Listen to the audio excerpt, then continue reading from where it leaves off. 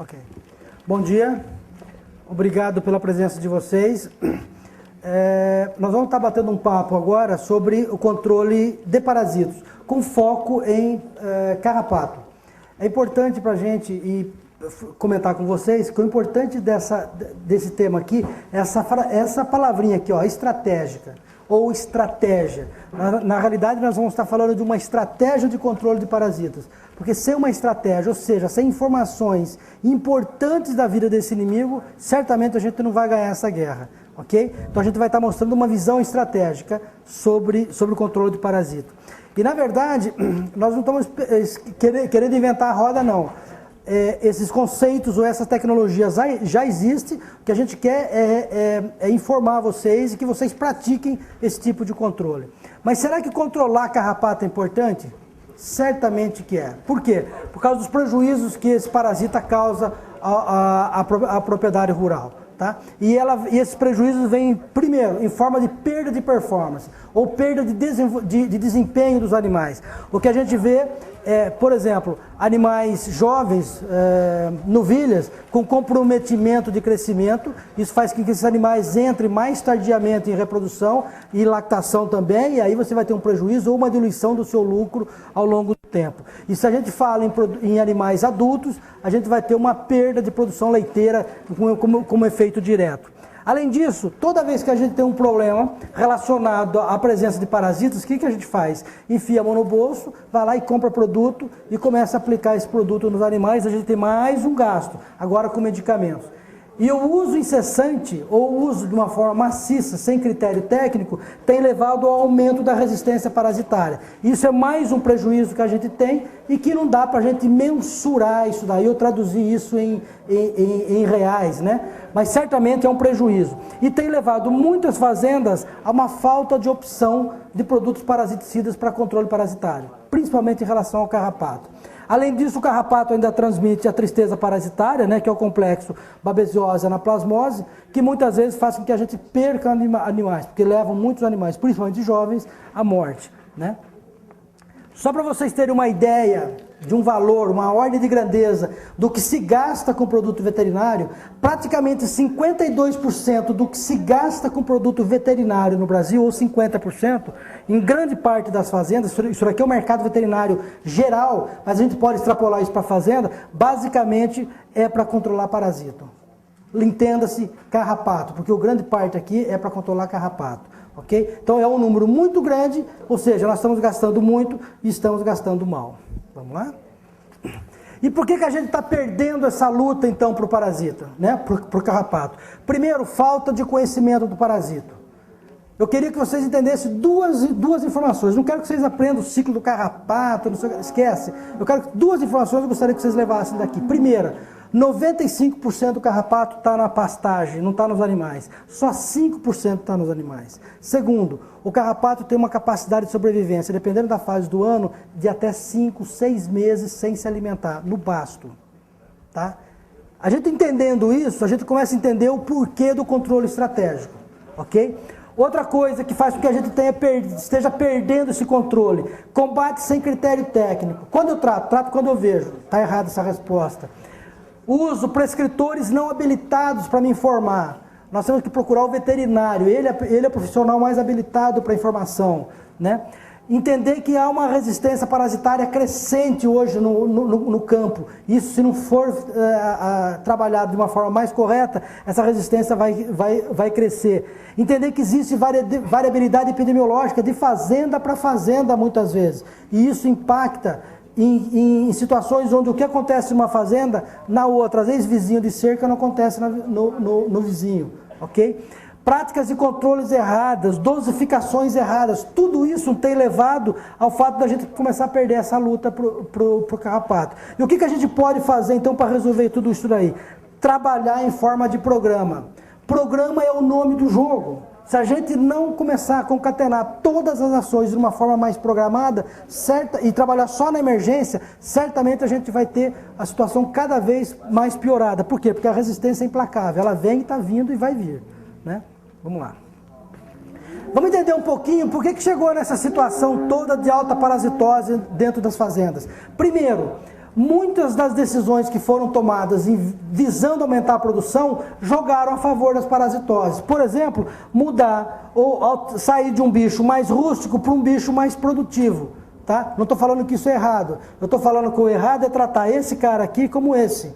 Tá? Esse animal é muito mais sensível ao carrapato. Então a gente tem que tratar ele também dessa forma, uma forma muito mais especial. Ok?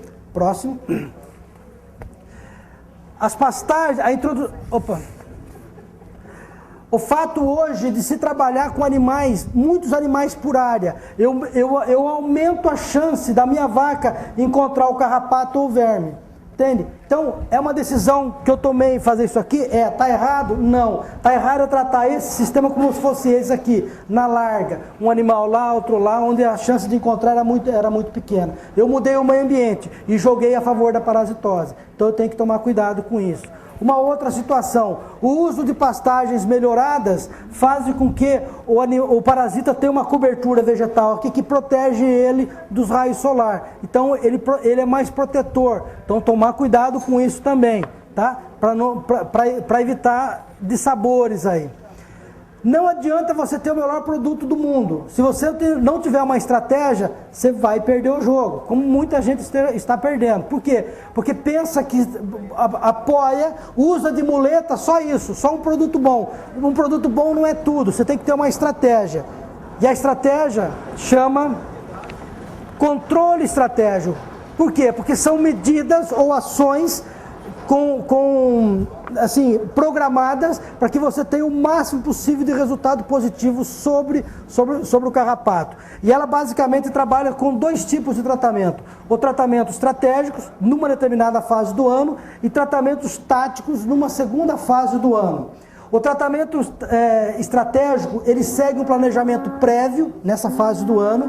Ele é baseado em informações técnicas, principalmente relacionadas à dinâmica de população do carrapato, ou seja, ele mostra para mim o momento que o carrapato é mais fraco, o momento que o carrapato é mais pesado em termos de infestação, tá? Ele é preventivo e fixo, e tem que ser seguido independente do que você está vendo. E aqui que muita gente perde todo o trabalho que fez. Eu vou explicar depois. No caso do tratamento tático, como o próprio nome está falando, ele é tático. Ele serve para você controlar uma situação inesperada. Por exemplo, mudanças climáticas, entrada de animal de fora na fazenda. Tudo isso é uma situação inesperada. Então você usa tratamentos táticos. E como que eu faço a utilização desses tratamentos ao longo do ano? Nesse quadro aqui, que vocês estão vendo essa linha aqui, ela representa a dinâmica de população do carrapato na região sudeste. E ela começa por volta de meados da primavera, outubro, por aqui, com uma primeira geração de carrapato. Tá? Essa primeira geração de carrapato vai dar origem à segunda geração, que é muito violenta e muito mais alta, e ela vai estar ocorrendo em pleno verão, janeiro a maio, fevereiro, aqui abril, começo do outono, mas principalmente nesses meses de verão, e ela é baseada no quê? Em temperatura alta e umidade. Tá? Então, o que eu recomendo aos trabalhos da Embrapa? Que eu controle a partir de outubro e vou controlando até praticamente março. Por quê? Porque eu pego a primeira geração inteira e parte da segunda geração. Aqui eu coloquei essas bolinhas aqui, porque elas representam tratamentos, um exemplo que eu estou colocando aqui, de um produto de pulverização, um produto de contato, tá? E esse intervalo aqui de 20 e 21 dias, mas reparem que ele cobre todo esse período que eu estou falando aqui para vocês, que pega a primeira geração e parte da segunda. E reparem que eu parto do momento mais crítico para a vida do carrapato, que é esse momento aqui de outubro, porque é onde ele é mais fraco no meio ambiente. Então é muito mais fácil eu começar o ataque sobre o carrapato no momento que ele é mais fraco, do que resolver trabalhar com ele aqui, ó. E muita gente espera ficar nessa posição aqui para começar a combater o carrapato. Aqui você não consegue mais controlar. Por quê? Porque você não controla mais, porque tem muito carrapato no campo. Tá?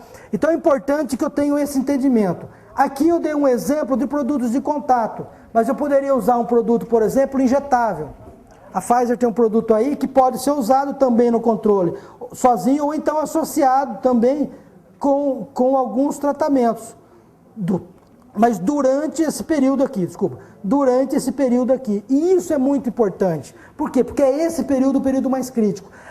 Depois, ao longo do ano, você vai ter controlado mais o ambiente. Então você não vai ter uma infestação menor no inverno ou na seca. Aqui para vocês muito mais seca do que inverno, tá? Então aí você usa tratamentos táticos. Então, o que é importante para a gente então? Primeiro, se você puder, faça um exame ou teste do carrapato, chama teste de biocarrapaticidograma. Coleta uns 200 carrapatos, manda para Juiz de Fora, na Embrapa lá de gado de leite e faz o exame. Segundo, com esse resultado você vai selecionar as principais bases ou produtos que você pode utilizar em tratamentos de pulverização. Terceiro, quando os animais começarem a carrapatear nessa fase do ano aqui, comece com os tratamentos. Quarto, monitoramento constante. Vá no pasto, olhe lá, veja o bicho. Vê como é que estão os carrapatos nele. É muito importante a gente ter isso daí, né? Então todas essas ações juntas certamente te dão uma possibilidade melhor de controle. Porque se você não trabalhar numa forma programada, como a gente está comentando aqui, certamente os resultados serão bem menores. Volto a falar, por que eu tenho que trabalhar até aqui? Porque a chance de um carrapato sobreviver daqui em março é muito grande. Ou seja, se você vai encontrar em março micuinzinho que nasceu aqui em outubro, tá? E se você parar os tratamentos aqui no meio, porque você não está vendo mais carrapato em cima do teu bicho, ele não está no teu bicho, mas está no pasto. E você leva esse animal pro pasto, o carrapatinho vai subir. Se ele não tiver tratado, o que vai acontecer? Ele vai fechar ciclo e você vai ver o carrapato adulto nele. Quando você trabalha controlando isso daqui, você evita que o carrapato se torne adulto e evita que ele, numa fase de adulto, caia na pastagem e faça postura de ovos e recontamine ou reinfeste a pastagem. Por isso que a racional do controle estratégico é trabalhar sobre esse principal momento aqui, onde você tem muito mais carrapato no ambiente, porque aí você abaixa como um todo. À medida que você controla o meio ambiente, o que você faz? Tira um tratamento, porque provavelmente o ano que vem ela não começa aqui, não começa a crescer em novembro, ela pode atrasar um pouquinho mais. Então você não precisa tratar aqui, né? Você tira 2.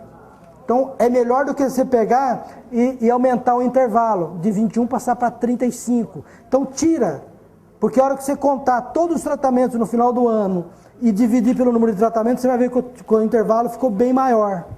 Entende? Então é importante que a gente tenha um entendimento sempre que o período mais crítico é esse aqui. E a razão disso daí é a capacidade de sobrevivência do carrapato no meio ambiente, que nesse período pode variar aí até de 5, 6 meses. Ok? É isso aí, gente. Muito obrigado.